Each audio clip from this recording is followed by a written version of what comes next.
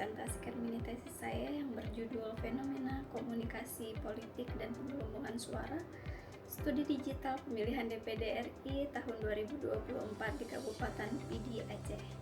Penelitian ini berfokus pada bagaimana komunikasi politik digital berkembang di tengah dugaan penggelembungan suara. Penelitian ini dilatar belakangi oleh fenomena dugaan penggelembungan suara dalam pemilu DPD RI 2024 di Aceh. Kasus ini menjadi sangat menarik karena viral di media sosial, memicu diskursus publik secara luas, dan menimbulkan krisis kepercayaan terhadap proses demokrasi. Media sosial dalam konteks ini tidak lagi hanya menjadi alat kampanye, tetapi telah mengalami pergeseran fungsi yang menjadi alat pengawas publik, media advokasi digital, dan sarana kritik terhadap proses pemilu. Kasus yang ditemukan oleh Azhari Cage menunjukkan bahwa isu teknis seperti penghitungan suara dapat berubah menjadi gerakan moral publik melalui komunikasi digital. Berdasarkan latar belakang tersebut, penelitian ini memiliki dua rumusan masalah utama. Yang pertama, bagaimana proses dan dinamika dugaan penggelembungan suara terjadi. Lalu yang kedua, bagaimana fenomena komunikasi politik terjadi dalam pengumuman hasil suara DPD RI di Kabupaten Pidi.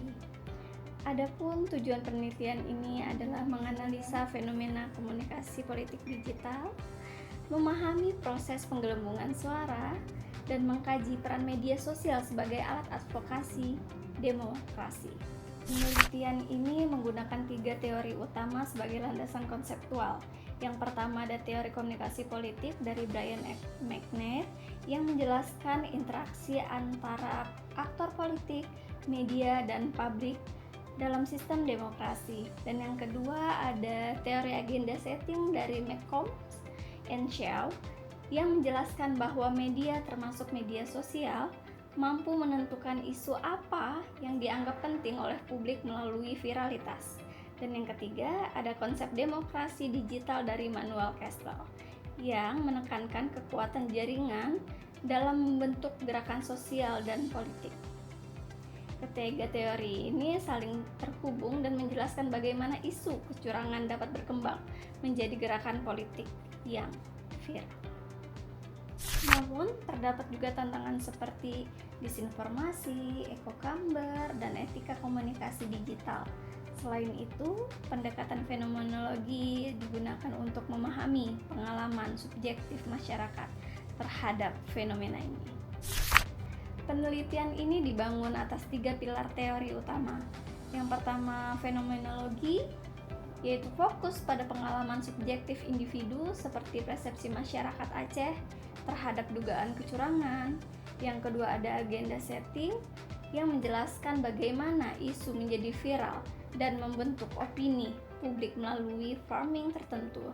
Dan yang ketiga ada demokrasi digital, menentukan bagaimana kekuatan jaringan digital mampu menggerakkan partisipasi publik secara luas. Ketiga teori ini saling melengkapi dan menjelaskan fenomena komunikasi politik digital. Media sosial dalam penelitian ini beberapa fungsi utama sebagai instrumen advokasi politik. Yang pertama, amplifikasi pesan, di mana informasi dapat menyebar secara cepat dan luas. Dan yang kedua, mobilisasi opini publik melalui hashtag dan diskusi online. Dan yang ketiga, transparansi radikal, di mana masyarakat dapat membagikan bukti seperti foto C1 atau video pleno. Dan yang keempat, partisipasi aktif yang memungkinkan masyarakat terlibat langsung dalam pengawasan demokrasi. Dan yang kelima, kecepatan informasi karena penyebaran terjadi secara real time. Dan yang terakhir, solidaritas digital, yaitu terbentuknya jaringan dukungan lintas wilayah. Penelitian ini menggunakan pendekatan kualitatif dengan metode fenomenologi. Subjek penelitian ini meliputi Azhari Cage, tim komunikasi digital, pengamat politik, dan masyarakat pengguna media sosial. Objek penelitian ini mencakup pola komunikasi politik, konten digital seperti Instagram dan TikTok, Lalu ada narasi advokasi. Pengumpulan data ini dilakukan melalui wawancara mendalam, observasi digital, dan dokumentasi. Keabsahan data dijaga melalui triangulasi sumber dan teknik. Lalu, analisis data menggunakan model interaktif dari Mills, Haberman, dan Saldana, yang tahapannya meliputi kondensasi data, penyajian data, dan penarikan kesimpulan. Melalui pendekatan fenomenologi, penelitian ini juga berhasil mengungkap bagaimana masyarakat Aceh memaknai fenomena penggelembungan suara tersebut. Demikian presentasi yang dapat saya sampaikan. Saya Cetaria Aulia Nurullah, NIM 253750110. Terima kasih atas perhatiannya Bapak Ibu dosen dan teman-teman sekalian. Wassalamualaikum warahmatullahi wabarakatuh.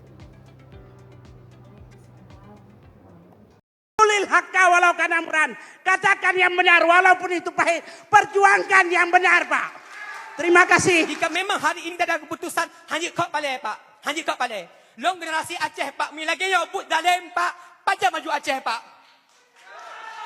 Memang tidak signifikan di PD, tetapi terjadi penggelembungan terhadap nomor 27 yang berhasil kami bongkar sehingga dari 119.000 menjadi 23.000. Suara yang dikembalikan tuh lari kemana tuh? Suara dikembalikan lari ke Haji Umar. Puluhan pendukung caleg DPD Azhari Cage pun melantunkan sholawat saudara menyambutnya keluar dari ruang sidang pleno rekapitulasi. KIP Provinsi Aceh telah menetapkan hasil perbaikan rekapitulasi penghitungan suara jenis pemilihan DPD RI dari 16 kecamatan di Kabupaten Pidi.